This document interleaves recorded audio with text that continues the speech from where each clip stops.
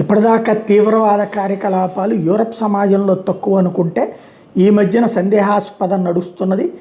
తాజాగా ఇటలీలో తీవ్రవాద దాడి మొడేనా ప్రాంతంలో జరిగింది. అది ప్రస్తుతానికి తీవ్రవాద దాడేనని అనుమానం వ్యక్తమవుతుంది. ఇంకా కన్ఫామ్ కావాలి.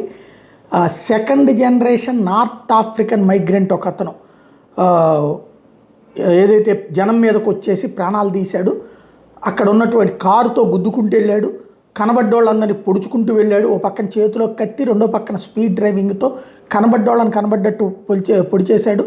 అనధికారిక సమాచారం ప్రకారం 2 చనిపోయారు, 8 మంది తీవ్రంగా గాయపడ్డారు.